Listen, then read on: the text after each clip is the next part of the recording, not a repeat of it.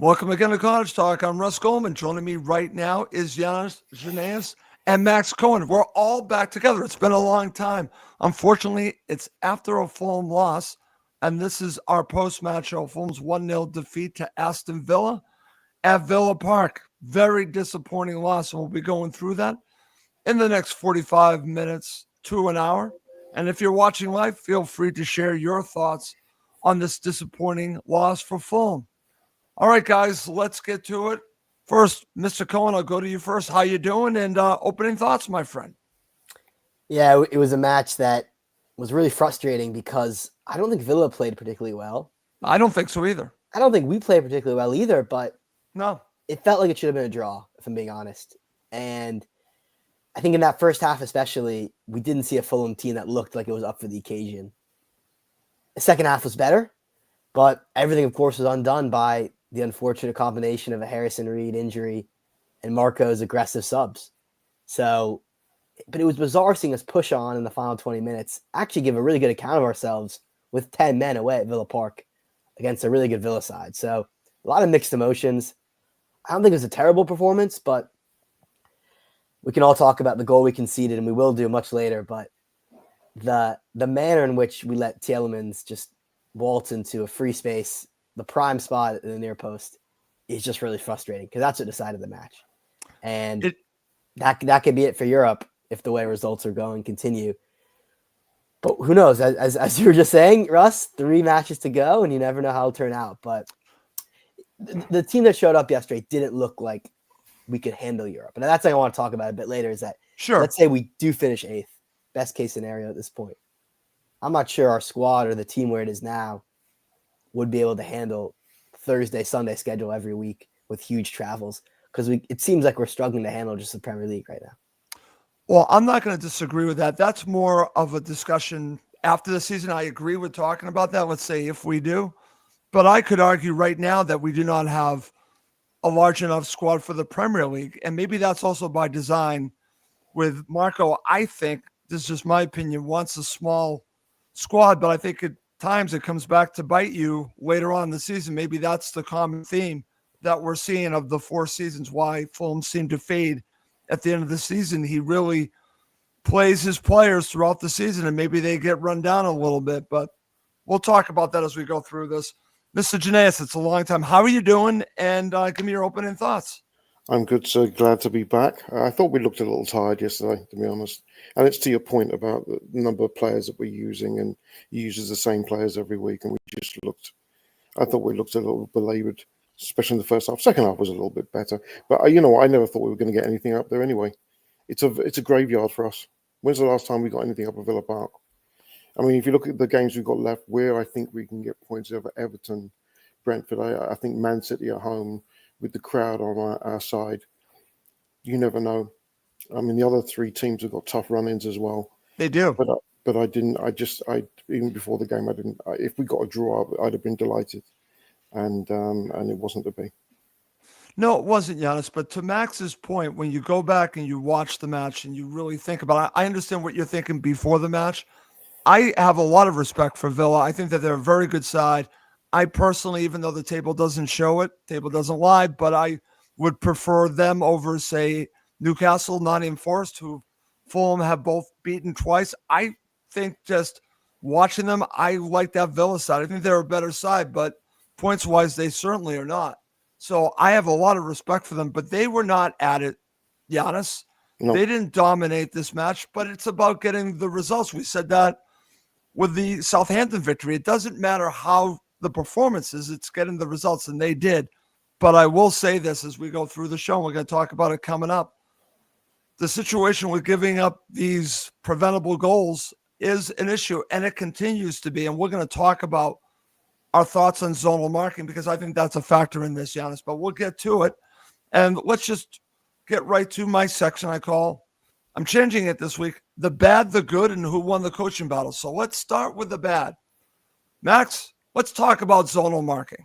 So I want to start there because it deals with the goal that Fulham gave up. Tielemans is all by himself. It's zonal marking. Tony Gold has said this to me time and time again. He cannot stand zonal marking. It keeps costing Fulham. I shouldn't put too many words, but based on what Tony tells me, got a feeling he really does not like zonal marking. What are your thoughts on zonal marking? I think that should be in the bad category. Yeah, without a doubt. I think, listen, any marking scheme is only as good as the defenders who are executing it, right? Yep. But I do think zonal marking just, in some instances, increases the risk because you can have instances like what happened yesterday. Listen, I think the idea of it isn't terrible in a nutshell, right? Because if you look at, man-to-man marking, we've seen it happen all the time. When we're the ones have the corner, you can set a pick, basically. That's what we did all the time in Marco's first season of the championship. That's right. You have the Tosin. man. Yep. He's running at Tosin's right there, a brick wall, and suddenly the man who's marking Mitrovic is on the floor, nowhere to be seen. Mitro has a free header. And I think a lot of teams nowadays the attack tries to, deal with man-to-man marking in a more effective way, like we did. So zonal marking is another option. But when you don't actually jump for the ball, when you misread the flight of the ball, like Tete and Wilson, I think were at the near post, it's incredibly embarrassing. So, listen, defending set pieces, it's not a strength of ours, clearly. I mean, you just think back to what happened against the Palace game in the league when Anderson scored the own goal. That comes to mind for me in terms of conceding off a corner. I'm sure there are many other scenarios that happened to us this season. But, yeah, it just looked like they didn't know what they were doing. And, again, Tielemans is not known for his heading ability, and that made it even more frustrating. So that's all I have to say on that. Okay. Over to you, Giannis. In the bad category, I'm putting zonal marking. We talked a little bit about this before we went live. You're not a fan of it, so let's talk about it. Yeah, it's fraught with too many dangers, too much potential trouble. And anyone but Tielemans, please, Christ. Anyone but Tielemans to score from a header. It looked a bit embarrassing, which I don't think we're set up for zonal. I think we're set up for man-to-man. It was a bad goal at a bad time. And now you're chasing the game up at Villa Park in front of all the Brummies. It was always going to be difficult. I just don't, as I said, I don't think we're set up for zonal. And I wonder if maybe next year he's going to switch it back to man-to-man. Because it was Wilson and Tete fell asleep. And to me, it was a soft goal to give up. Totally, Giannis. And unfortunately, Fulham never recovered. We'll talk about the disallowed goal from Ryan Sessegnon in a little bit because that's something I definitely want to talk about. And Fulham did have a couple of opportunities, but let's stick with the bad and then we'll jump to the good. Giannis, I'll go to you first. I'm going to put this player in the bad category. It is Joachim Anderson. Now, I'm not saying that Joachim Anderson isn't giving Fulham everything that he can, but he gets beat by pace in this match a lot. If you watch it back, it's scary that Aston Villa did not score more. They were trying to take advantage of him, Giannis. So I want to get your thoughts on the play of Joachim Anderson. Am I being too harsh on him? I don't think he's playing particularly well at the moment. I don't think his pace is his biggest strength. I say, I'm glad we've got Bassi back there. Yeah, thank God. But he's had in and out form. I think when he's been good, he's been very good. And when he hasn't, he's been very, very ordinary. I'm going to give him allowances. I always think I look at the midfield and see what they can be doing to cover up. I mean, we only lost by one yesterday. We conceded one, which is good. But I agree with you about the pace thing. They're going after him a little bit. I'm wondering as well if he's been carrying a knock like Robinson has. The club hasn't said anything about it, but I think that's always a possibility. Okay. Max, over to you. Am I being too harsh on Joachim Anderson or am I right to put him in the bad category? I think you're totally correct there. Watkins gave him a tough time. When Mullen came on, it was even worse when you're chasing the match and down to 10. And yeah, he's not going to be that defender who's going to be racing with the pacey striker through own goal. And that's why, as Giannis mentioned, we have Bassi to provide cover. But when we're using Bassi to almost serve as an attacking outlet, Joachim Anderson's isolated. And that's not a strong suit. And it's been a weird season for him, honestly. I feel like he's come under a lot of criticism from fans. It wasn't necessarily the fairy tale we thought when we brought him back for big money. But I think when you don't have the pace of the center back, you have to be better in positioning, right, to make up for it.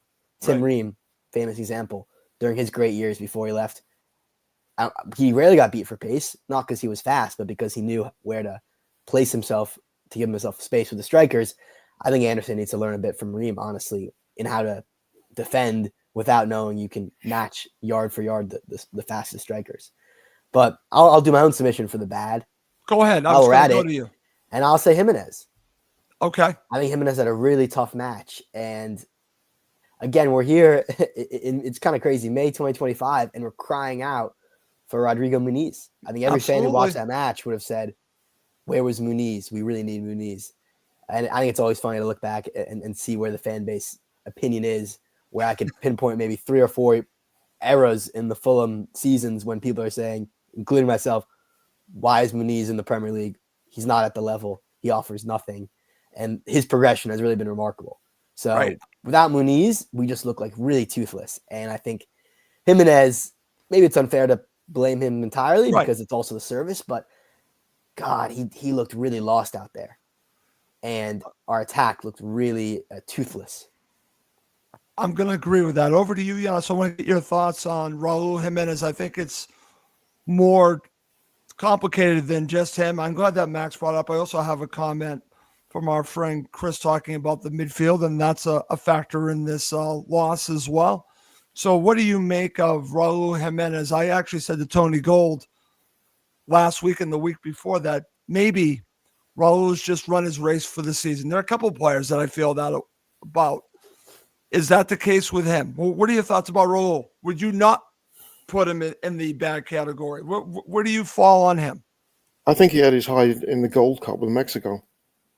I mean, he scored 2 in the final. He was on a high then, Absolute high, and he's not been the same since he's come back.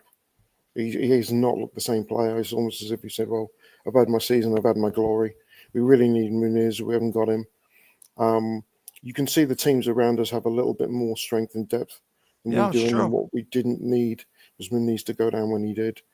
We've got Everton next week. Eminently winnable. They've got nothing to play for. And, we can be back on the road again. But I think Ramirez has to have a big game. I've got my little bad category, and I'm going to put. Go ahead. Smith Rowe. Okay. Again, I mean, I thought against Southampton he was very good when he came on. He was. But it was against a team that had 11 points. I mean, we needed him yesterday. I thought Sessegnon was very unlucky to be substituted. I agree with that. I totally agree with that. Bizarre one, that one. And then Rowe came on and lost again. It takes a lot of players a year to get fully, ingrained in the system, and I'll give him that much. But this is a kid who needs to, in the end of the season, shut down and have a good close season, come back pre-season, and we paid a lot of money for him, and we're gonna finish in a decent position in the table, so we're gonna pick up a fair amount of money, but we need him to be the Emil Smith Rowe that we saw at Arsenal. I totally agree. Right now. Totally agree, Giannis. But I do think that he will come good next season. Let's see if I'm right or if I'm wrong. Over to you, Max. Your thoughts on Smith Rowe? Totally spot on. I was going to say, to Giannis's point, Smith Rowe came on. It was almost like we already went down a man when he got substituted. And then Reed goes off and we're actually down a man. So it's hard enough playing with 10 men with Smith Rowe being absent. And then we actually go down to 10. So he just doesn't – it doesn't look like he's on the pitch. I mean, I can't name one thing he did. And I said it so many times this season on the show, Russ. Yep. You can't have someone in that position do nothing. They have to at least influence the match in some way, shape, or form. Okay. And it's been consistent. Smith Rowe just offering nothing of note. And I really enjoyed Giannis's point that, I think he was excellent against Southampton. But look at the level that was. I mean, this is what it really matters in the Premier League away at Villa. If you're going to get Europe, you need to beat the good teams away from home and give an impact. And we didn't do that. So, he's just continually frustrating.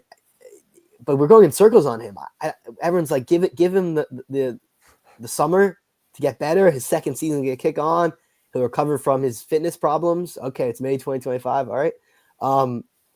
I don't know. I just really – I wish we could fast forward to, let's say, like late fall of this year and see what Smith Rowe is like, because it's going to be a long summer waiting. And the question is, how long do we wait on him? People forget he's our club record signing. They invested a lot of money. I don't think Yeah. he's going anywhere.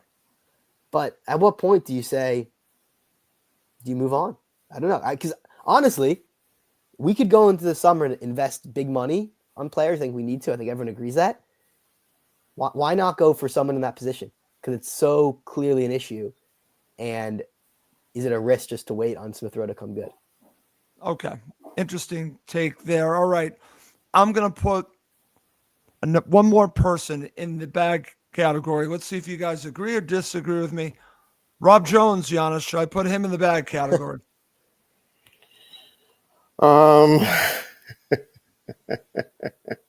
I've got no comment in that one. Yeah, I'd have to mull on that one. Okay. I mean, there was a couple of decisions were a little bit odd. But look, he's not the one that gave away, the free header to Tielemans. No, of course not. Of course not.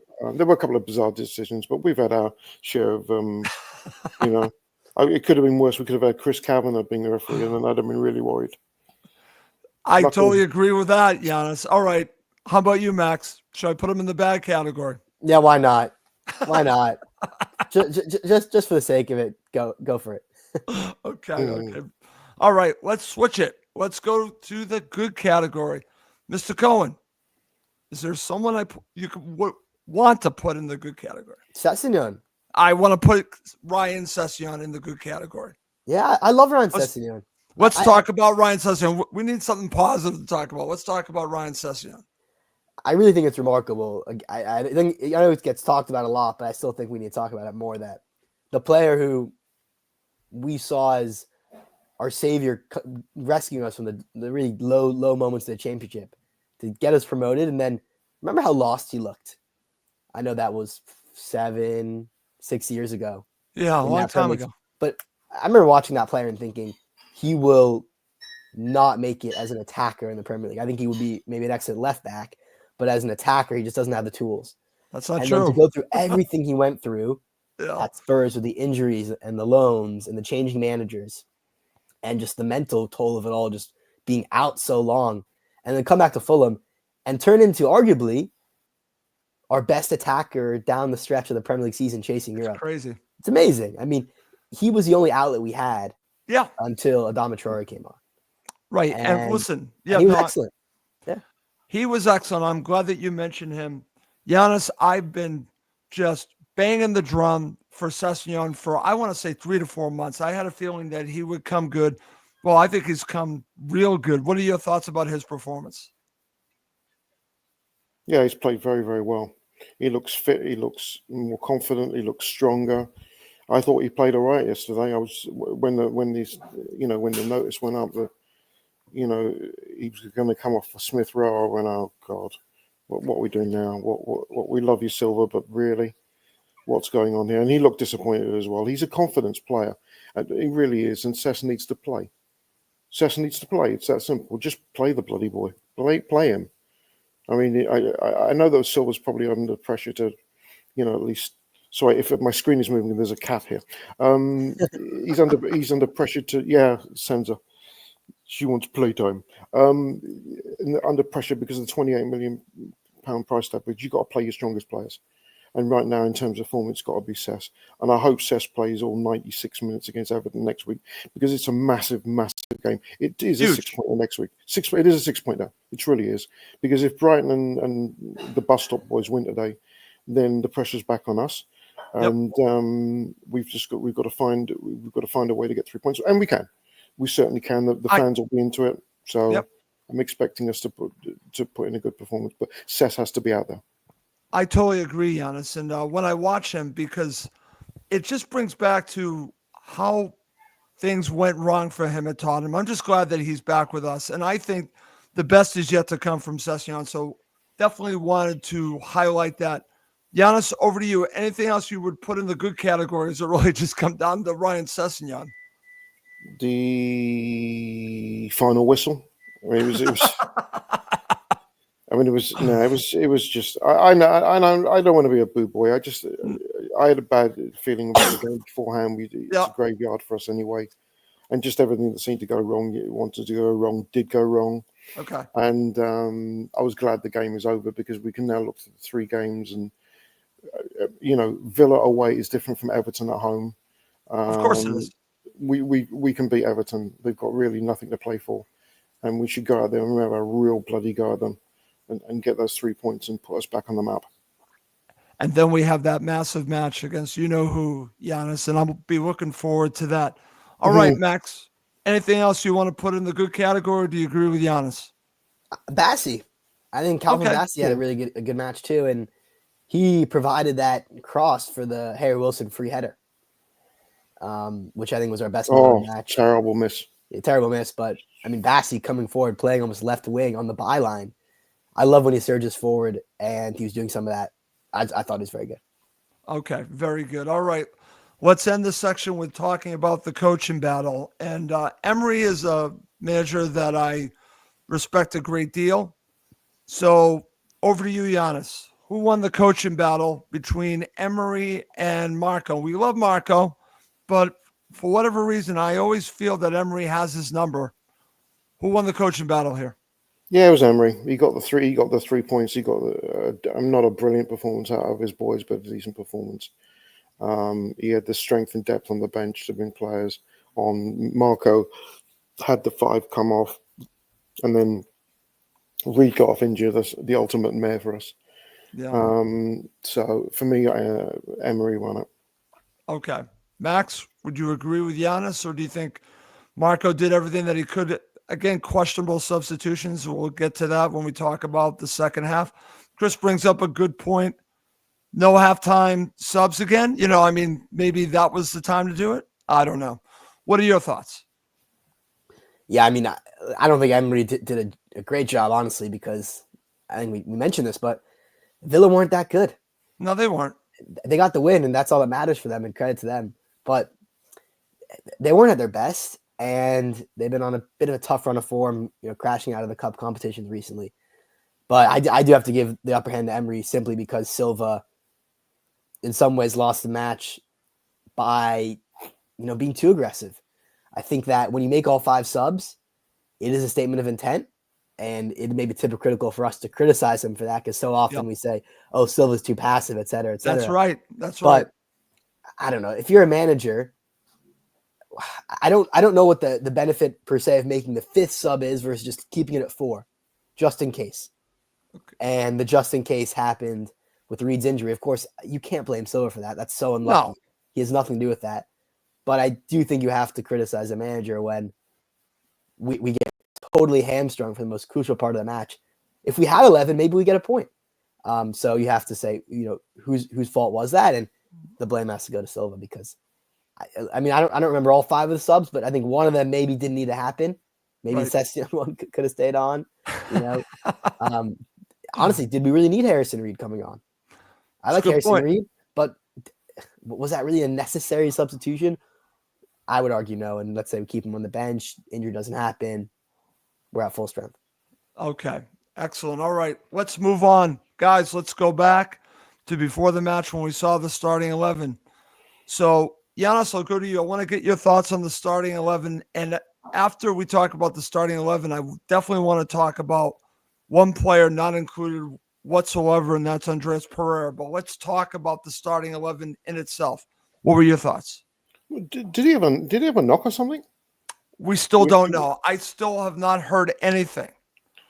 Oh, interesting. Well, those secretive little Premier League, player maintenance and all that sort of stuff. I thought it was okay. I'm glad that Berger and Lukic were back in the middle. Sessegnon playing. I didn't have any problems with it. Tete starting. And that's another thing. Tete came off for Castagna. Did Tete have a knock? Do we know? I don't know.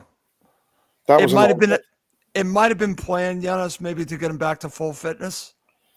Ooh, okay. Well, I hope it was that because I thought it was a bit of a suspicious one as well. Okay. But the lineup was okay. I still wasn't filled with hope, Russ. Just because it was Villa Park.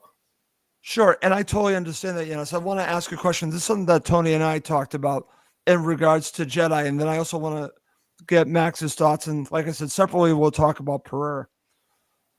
I said in the preview show, we were talking about Tony was adamant, says unless Jedi was 100%, shouldn't play him because, at this point with 3 matches to go, we need a player that's 100%, well, basically at his best. And nothing against Jedi. I think he's dealing with something significant. So where do you fall on that? Because I said 70% you play him.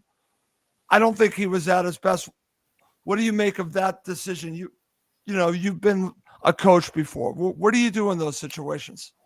I think at this level of soccer, I think if you put Sess at left back and you wrap him up in cotton wool for the Everton game, that's not a bad thing. Okay. I know it's been a muscle injury for a while. He's masked it very well. You're right about the 70%. 70% Jedi is better than most players we've got on the team. Right. But at the same time, I think that you want him 100% fit. I hope he doesn't break down in the next 3 games. So, okay. Oh, but look, some news there. Newcastle have a penalty. Interesting. Okay. Telling me on the screen here. Yep. The Brentford have scored. Yep. Yeah. Oh, dear. You're right. They're playing United. They're playing United, Giannis. That's not very surprising.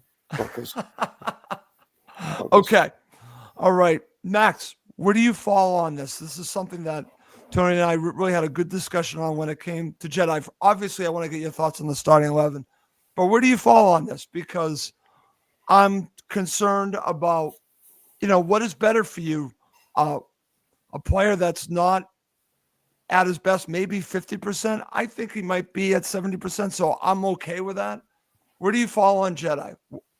The decision to start. Yeah, you're not benching Jedi. Not in the most crucial match of the season. I just don't see it.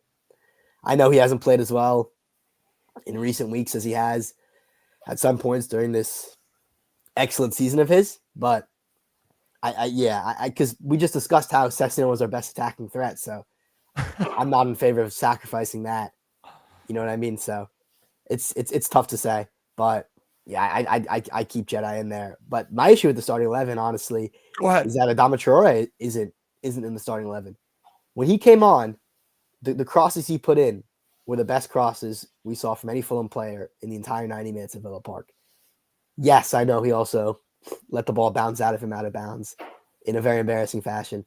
But that's what you get with Traore. You get some moments of just utter failures, but the other moments he has, no other player can produce. He's dribbling past 3 or 4 players. They have to commit 2 defenders at him at each time. That's why I think we played so well at 10 men, is that Traore was being double teamed most of the time. So I just think that we could have a whole episode, honestly, on Adama Traore. I think he's one of the most fascinating players I think we've ever analyzed on Cottage Talk because he's so maddening. And let's remember the City match earlier this season when he went through on goal like 3 times, all because of his own brilliance, and then couldn't score. So he is so polarizing, but I'd start him ahead of Harry Wilson and bring Harry Wilson off the bench, honestly. Because when Traore comes on, it changes the match. And I think that we're just we're a different team without him. And I said toothless for the attack. One thing Traore never is toothless. He's always doing something. Right. Even if it's negative, he's always making something happen. And I think that we needed that. Okay. Just a little update. If you're watching live, unfortunately, Newcastle did not get a penalty, Giannis. So, it's a penalty here on the screen. Oh. Yeah. No, it was reversed. So that's not good for us.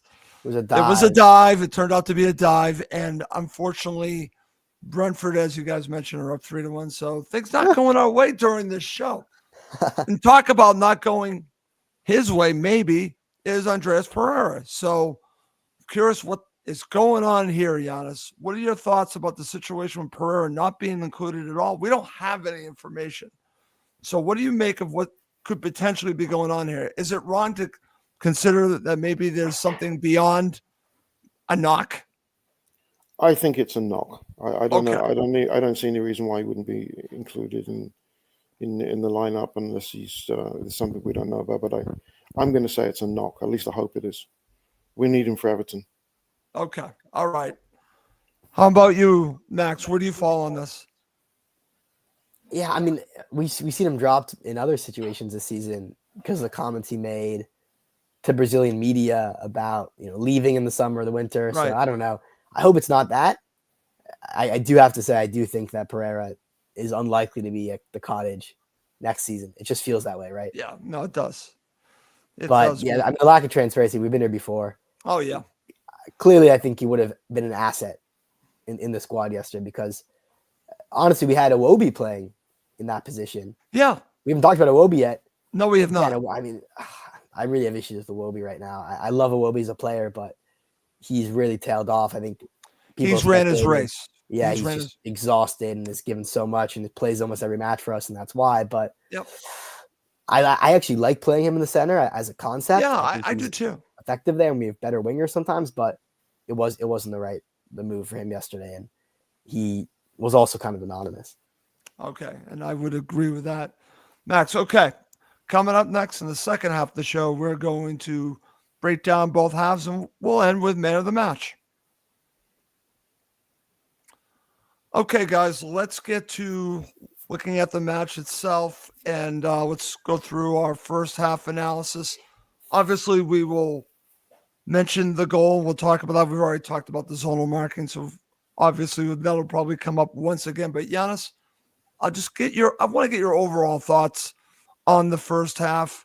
What was interesting here, the way that I'm just analyzing it, obviously giving up the goal changes everything. But after they gave up the goal, Aston Villa didn't offer a tremendous amount.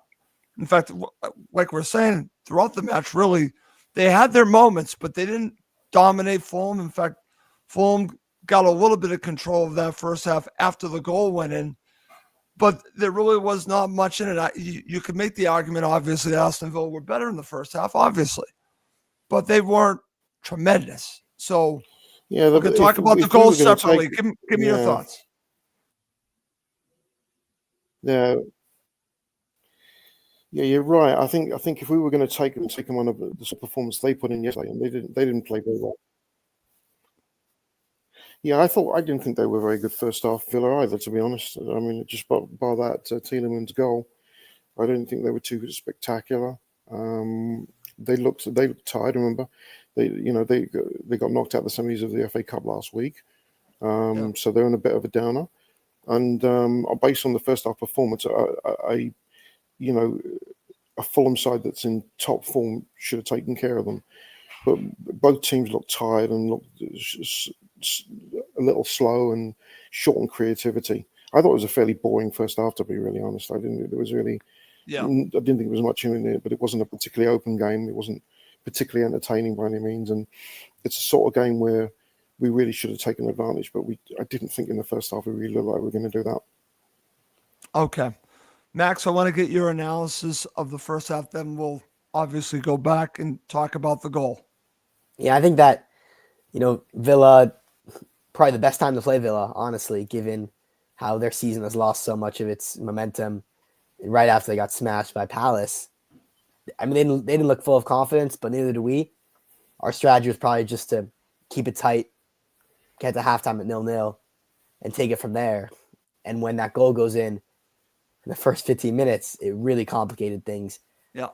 I was very angry in some moments because I didn't see initiative, and it kind of harkened back to maybe the Palace match, right, in the Cup, where biggest match of the season for us, and the players, obviously we played better then, but at some moments it seemed like we weren't ready for the occasion, and I felt like that almost yesterday because theoretically it was a 6-pointer. They're the team right above us in the table. If you win that, so many more possibilities. And we just didn't come out of the blocks looking ready for the occasion. It was kind of languid and just slow, and I don't know. It made me upset. And there was a reaction, I think, in the second half. Yeah, definitely. Yeah, but we with Jimenez up top and Iwobi in the middle, and Berga, who I think is just slow in the midfield. You look at that squad sometimes and you think it's kind of a miracle we're even talking about Europe. When we play well, but we don't play well, we just look slow. So that was my issue. Okay, very good. I also want to mention that when we look back at this season, and we look back of what could have been, I'm going to give you 2 losses that go back to what could have been, because I'm seeing, as we're doing this show, Brentford are now up 4-1 to Manchester United. How did we lose twice to Manchester United? Okay, 6 points, Giannis. 6 points to that team. How did that happen? But that could end up being the difference. There are all these what could have been. It could really you could just talk about the Manchester United losses. Yeah. Yeah, but then how did we do the double on Newcastle and I know. Beat and Liverpool. Forest? Yeah, beat Liverpool. I don't know. Just we're such West an Ham. West. Oh God, the spammers. How did we did? We only got 1 point off them this year. Unbelievable. 1 point. One point. It's crazy when you think about that. Yeah, we're just consistently inconsistent. That's basically what it is. But never fair. We still have 3 games to go. I mean, that's the thing. That's why I love you, Giannis. You're always thinking like that. You're always thinking. One win, max. 1 win. All right. Enough talking about the first half. Like I said, you can tell I just kind of want to get through this because it was such a disappointing loss. But let's now go to the second half. All right.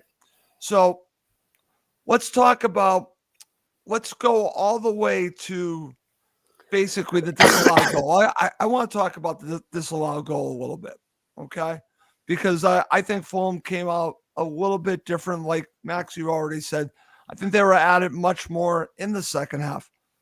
So let's go back and let's talk about, I want to get both your opinions on this disallowed goal. Now, Rob Jones obviously disallowed, and then VAR looked at it and backed that up.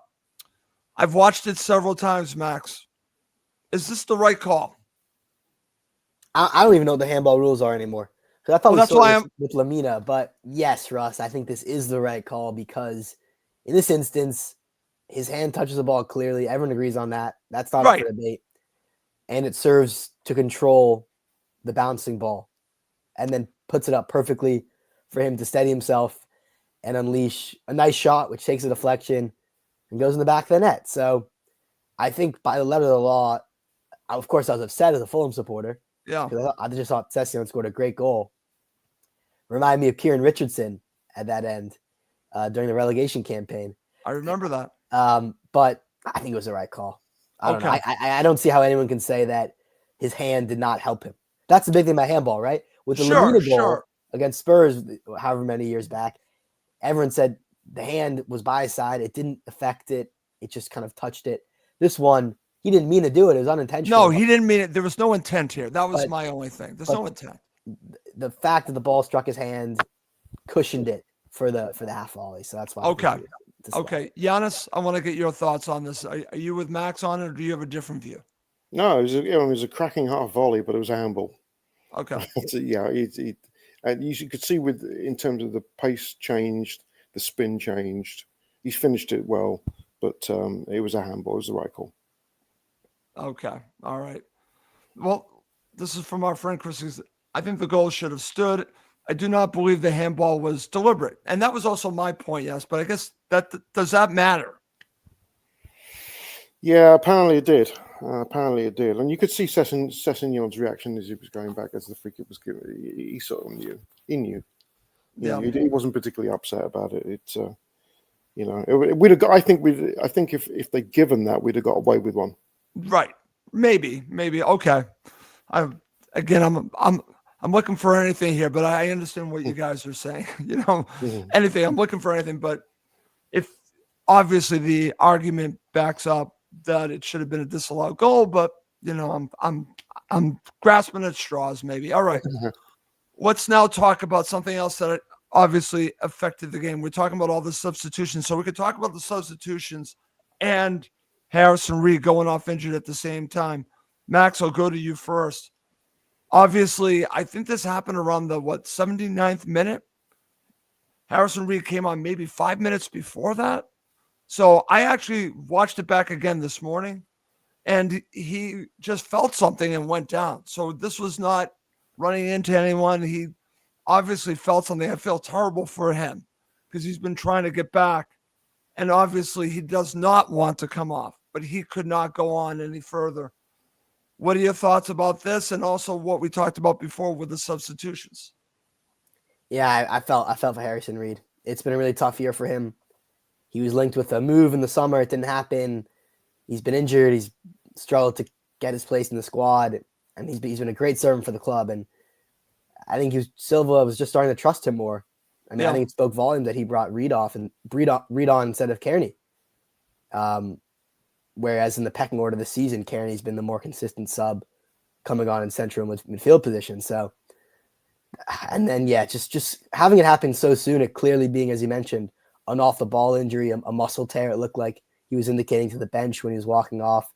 It's the worst type of injury. Sessegnon knows that better than anyone else. He was probably gutted too for his teammate, but it was so unfortunate because it came during a period when you thought Fulham were making a big push to get back in the match, and it just really killed the momentum. So, yeah, I already talked about it earlier that I think Silva should have just kept one sub in reserve for this very instance. I mean, managers up until the COVID season, they only got 3 subs. Now we have 5. Yeah, I really think that looking back at it more, using that as an example, you should never run out of subs when you have 5 subs available to you. It's like, I even think personally 5 subs is too much. Yeah, that's a lot of players to bring. You're basically changing half exactly of your outfield players, and to have that cushion and still run out of subs is amateur. So the more I think about it, the more I'm frustrated by Silva's decision, because in a world when you're offered so much leeway in substitutes, to not have any available in a crucial moment of the match, that's not okay. Okay, and I just want to give this to Chris. Chris is asking if we should revise his prediction. I think he predicted 8-0 to Fulham because he hates Everton. So no, you shouldn't be revising that. No, absolutely not. Over to you, Giannis. Your thoughts about the injury to Harrison Reed? Yeah, it was unfortunate. It may be the last time we see him in a Fulham jersey. Yeah. Which it is unfortunate, but it is. I agree with Russ's comment about that. If you've got the 5 subs, why not just use 4 and keep 1 just in case? But he decided to have a go, see what happens, and it didn't quite work out. So, I feel bad for Harrison, but it put us behind the 8 ball with 10 minutes to go when we looked like we were making a final push. And not even Floyd Aite could have saved us yesterday. It was just that kind of game. But I feel bad for Harrison. I hope he comes back soon. So do I. Yeah. So and Isaac has to remind us while we're doing the show. Yes, we know Brentford is leading, and then while we're doing this, I'm watching some crazy scenario with Newcastle United. I think I'm gonna get another penalty. No, are you kidding? Another penalty? It looks like they're gonna get another one, but again, there was a handball on the free kicks. Well, I should say not get another penalty. It looks like they're going to get a penalty. Well, we've been through this. Yeah, I know. Checking penalty for handball. That is handball. We're talking about handball. This is handball. How could this not be called handball? You have to see this. Oh my God. For anyone, is it a penalty? They're still arguing about it. They're still going back and forth while we do this. So I'm giving you live commentary on this. I'm waiting for the decision. 2 times before, you guys have said they got in a penalty and it got chalked off. If they get this penalty, that would be hilarious. That would be really funny. This is the 3rd possible chance, Max. Wow. This is the 3rd possible chance. So we shall see. Wow. Which even if Newcastle United score here, they're still ahead of Fulham, but they're even on points. So it does make a difference. That's a huge swing. It's a huge goal. It's a huge moment. So I'm still waiting for the decision, but it's crazy stuff going on while we're doing the show. I just have this on and we're getting updates and they're still discussing. Anyways, let's move on. Let's just go. Just overall, what are your thoughts, Giannis, on the second half? Oh, it's been given a penalty. Oh, yep. Giannis is right. It has been given as a penalty. Now we're going to see whose stream is better, Giannis or Russ's, because we'll see who celebrates first. Giannis is ahead of me. Giannis, you got to play it cool. Okay, here we go. Okay. You play it cool. Max, second half analysis. Yeah, I think the Sessegnon disallowed goal was the peak of it, because we were pushing on really strong, and I think we started the second half actually excellent. We Okay. showed a lot more ambition than the entire first half. At the end of the day, I think they're 8 minutes at a time because a lot of injuries, They subs. scored. Get in. They've Thank you, All equalised. right, Jasper. all right, all right, Get in. Yeah. all right. Yeah, Good but I think news. Emery managed the second half pretty well and tried to stop our momentum during the times when we kind of threatened to make some sort of a comeback. So, and I think it all culminated with that Harry Wilson chance in the back post, which was the best scoring opportunity of the match. Okay. Bassey gets in a really good position, chips in a great cross. And Wilson, I mean, he scores tons of headers in the festive period in December against Brentford and Chelsea and Bournemouth too. I mean, it was crazy the form he was on in that winter spell with his head, which we would not say for such a short player, but Right. he just put it right back at Emi Martinez and keeper that quality so easy. But that was actually a great opportunity. We scored that goal, who knows what happens. Okay. But that was like the only real quality chance we created in 90 minutes, which I think is a little frustrating to recap.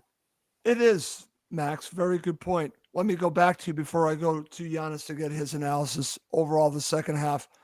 Was the Sessegnon substitution the mistake in the second half? Yeah. I mean, maybe Marco's going to go do another thing like Bournemouth away and say, oh, I didn't mean to sub him off. It was a mistake by the fourth official. Yeah, that was a weird one. Listen, Iwobi played until almost the very end of the match, late 70th minutes. I don't know why Sessegnon came off before that, Maybe it's a fitness thing, but to have arguably your most dangerous player be your first one to get off is just doesn't sit right with me. Yeah. Okay. Giannis, over to you. Second half analysis, your thoughts. Better than the first half for sure. We showed a little bit more intent, but I think it sort of when I saw Cesc get subbed, I started scratching my head, like really, and it wasn't lice either. It was just it's like, come on, Marco, no. He's playing well. Keep him on the field. And you could see the look of disappointment as he was being put off. So right, not a great decision there, and I think we lost our impetus after that. That's very interesting, Giannis, because what's fascinating about watching Sessegnon, the time that he's played, he's made an impact in every match that he's played in this season for Fulham. I can't think of a match.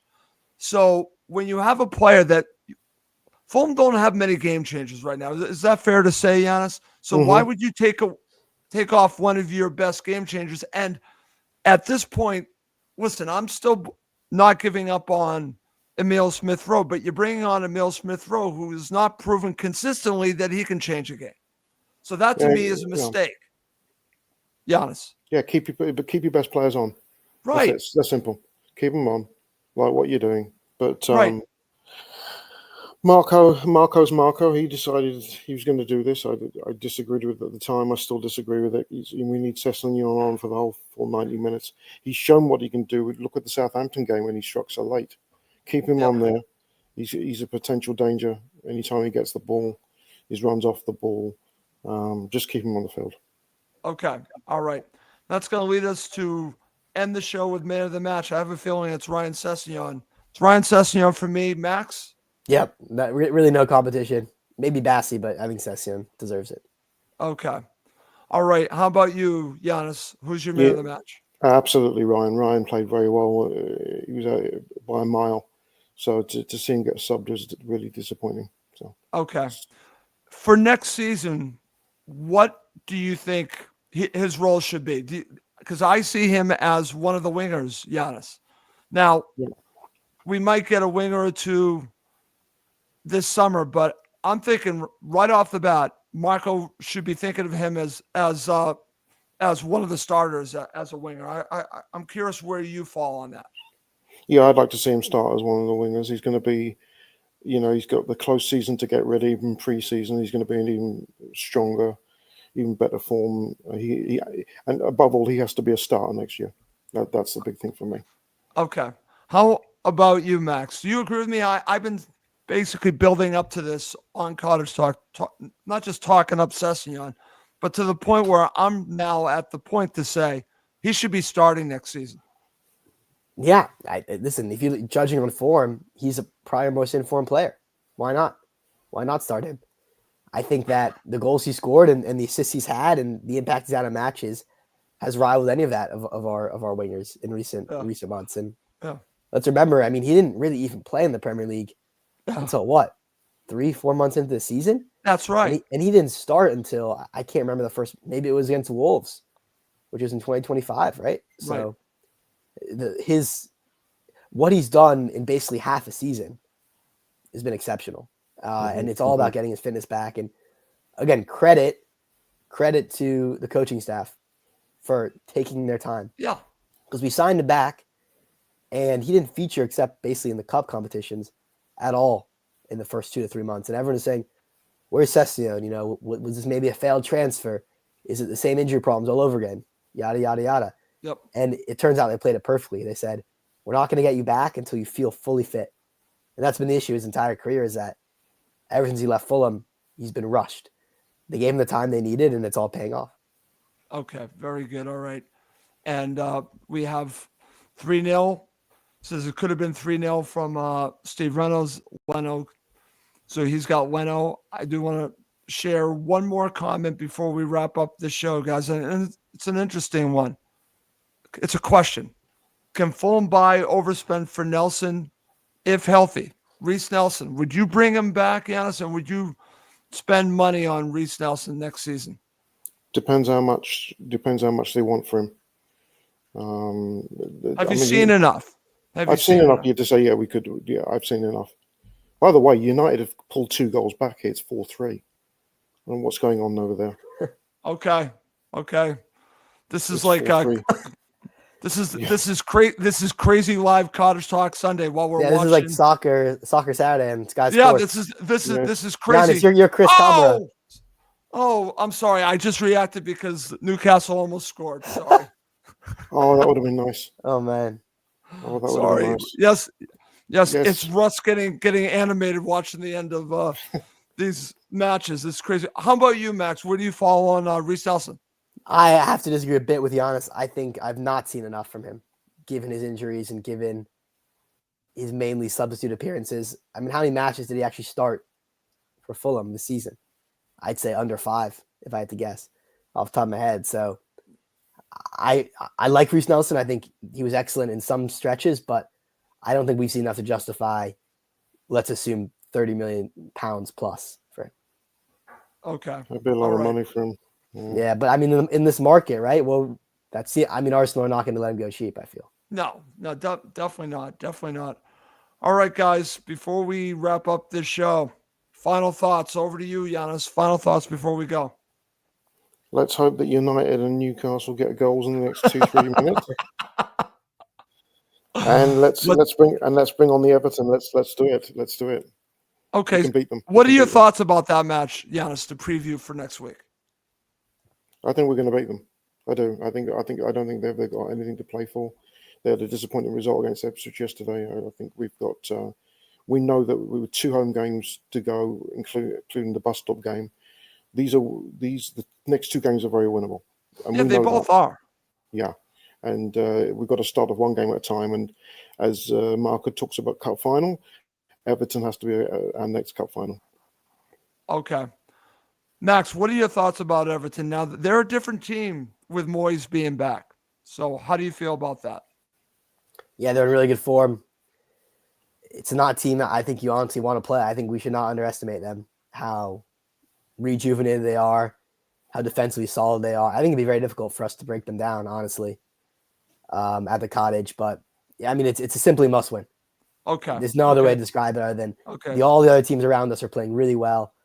And if we don't get 3 points there, we probably need to get 3 points against City and Brentford, which is unlikely in my opinion. So need to win that. Okay. Thank you, Chris, for your prediction. So I will take that and let's see what happens. All right. All right, guys. I think it is time to wrap up this show. It's been a great show as always. And we're leaving it on a cliffhanger as 2 matches are going on as we end the show, but let's wrap it up. For Giannis Role and Max Cohen, I'm Russ Goldman. Thank you as always for watching and listening to Cottage Talk, part of the Talk Sport Fan Network.